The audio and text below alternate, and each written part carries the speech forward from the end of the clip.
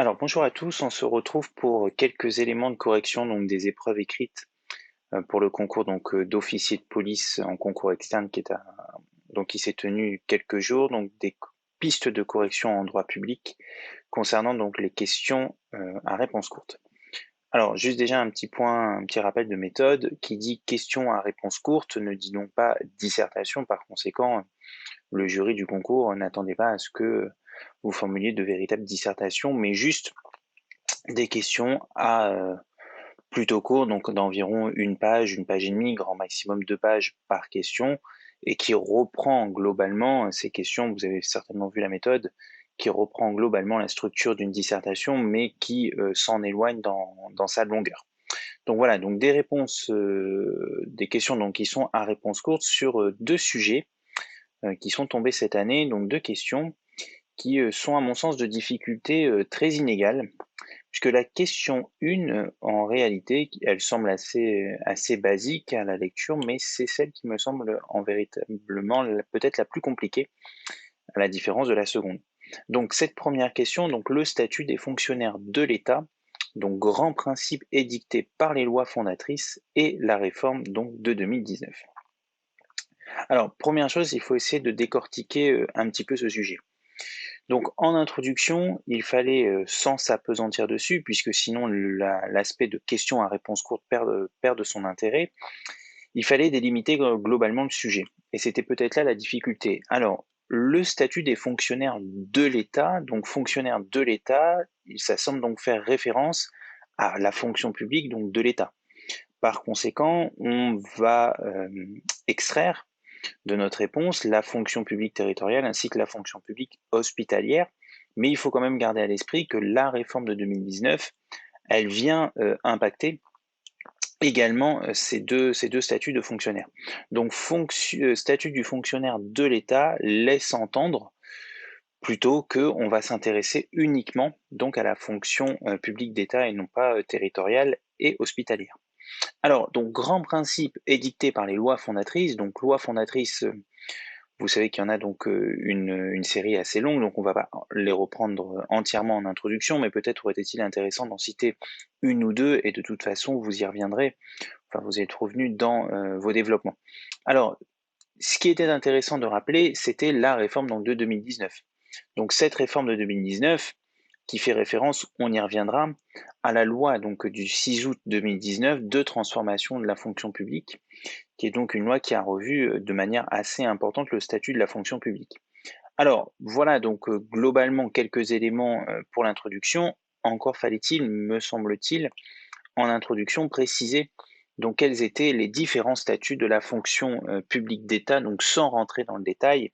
Donc premier statut, donc le statut général, avec les 5 grands principes qui justement guident ce principe général. Donc d'abord un principe d'unicité, c'est-à-dire des règles communes aux fonctionnaires, un principe de parité, donc les mêmes droits et les mêmes obligations entre les branches de fonctionnaires, bien que la loi de 2019 ait largement remis en cause ce principe. Un principe d'égal accès aux emplois publics, là encore la réforme de 2019 a transformé le principe, on y reviendra. Un principe d'indépendance des fonctionnaires par rapport au pouvoir politique et un principe de citoyenneté. Ensuite, les 2 autres statuts, enfin même les 3 autres statuts, tout dépend comment on les compte. Les statuts particuliers, donc qui sont relatifs principalement aux fonctionnaires recrutés sur concours par l'ENA, ainsi qu'aux enseignants, et également aux enseignants du supérieur. Les statuts autonomes, donc des militaires et des magistrats. Alors ces statuts autonomes, on les range normalement dans la fonction publique, mais ce ne sont pas véritablement, des véritables statuts de la fonction publique puisqu'ils ont des dispositions qui sont très différentes du statut général. Mais bon, on semblait intéressant quand même de le rappeler en introduction. Et enfin les statuts spéciaux, notamment les statuts de police, qui sont principalement donc eux impactés par de nombreuses interdictions, à la différence des interdictions générales qui peuvent être faites aux fonctionnaires qui relèvent du statut régulier, du statut normal, et aux fonctionnaires donc des statuts particuliers et autonomes. Voilà, donc quelques éléments en introduction et surtout donc rappeler donc la nature de cette réforme de 2019 qui est donc relative donc à la loi du 6 août 2019 et à l'ensemble donc des décrets d'application qu'elle a entraînés par la suite. Bien entendu, il me semble inutile de faire la liste de l'ensemble de ces décrets. Alors, le corps de la réponse, selon l'intitulé que laisse entendre le sujet, il doit principalement donc s'intéresser aux apports de cette réforme de 2019. Donc cette réforme de 2019, pour rappel, elle mettait l'accent sur 5 grands axes. Donc c'était d'abord promouvoir le dialogue social, plus stratégique donc dans le respect des garanties des agents publics. Bon, c'est plutôt une disposition qui est là relative à l'exercice donc du statut de la fonction publique.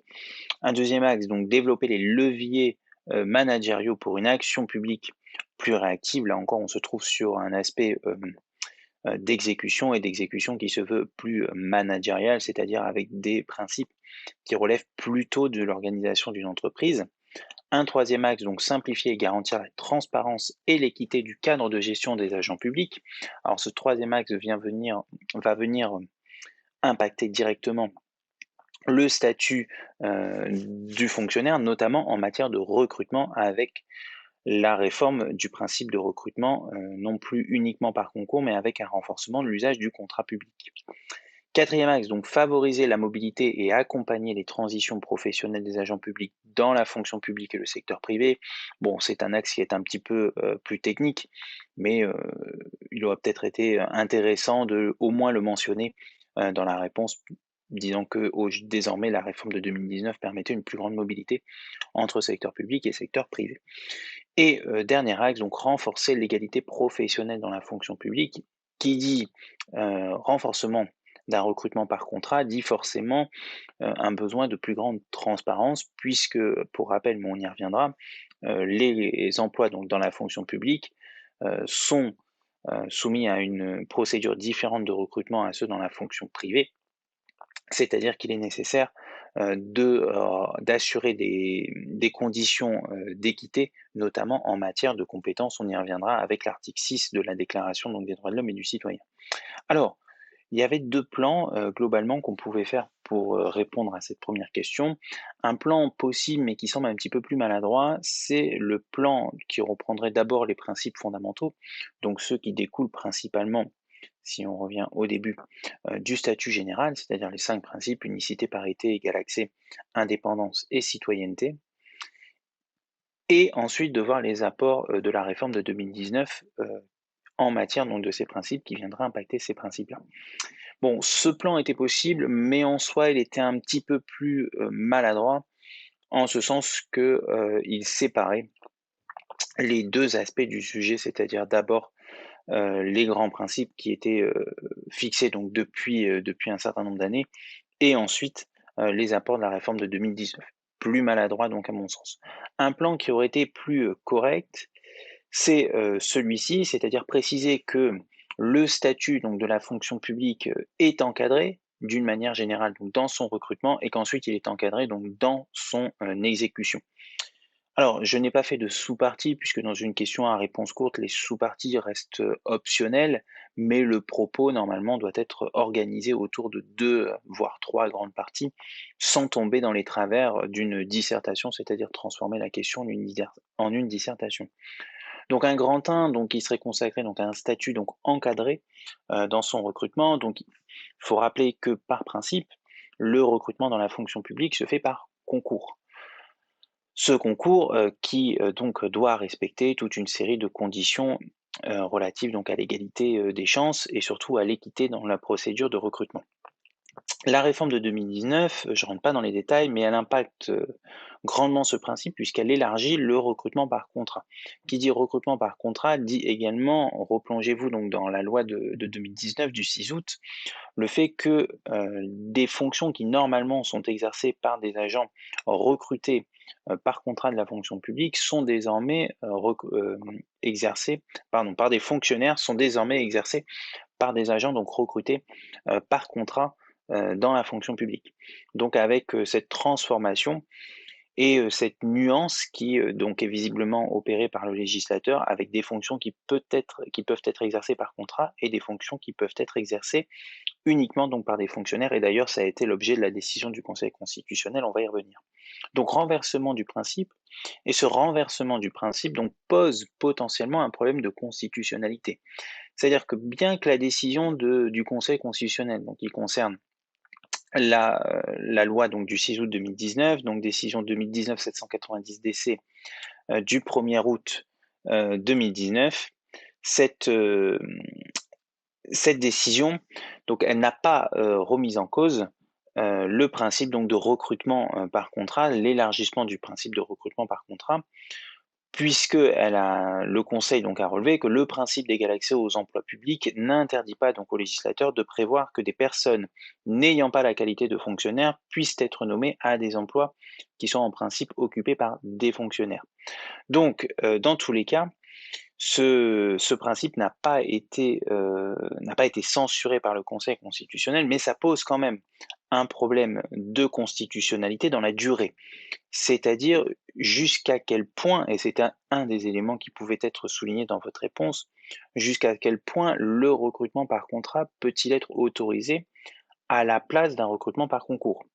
Est-ce qu'on peut recruter toute une série d'agents qui normalement sont des fonctionnaires par contrat à la place justement de fonctionnaires recrutés par concours.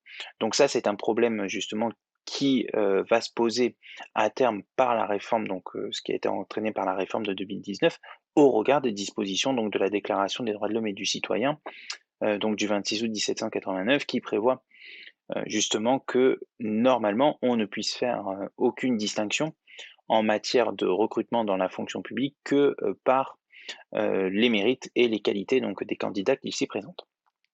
Et donc une 2e partie dans votre réponse qui peut être, qui aurait pu être consacrée donc à un statut donc qui est encadré dans son exécution et donc là préciser, revenir donc sur les grands principes, qui sont prévus donc depuis des années avec les apports de la réforme de 2019 notamment en matière donc, d'égalité de traitement, handicap, congé, maternité et cetera qui ont été prévus donc par la loi et également des conditions donc de renforcement d'égalité de traitement de carrière entre les personnels donc recrutés par concours et le personnel recruté par contrat.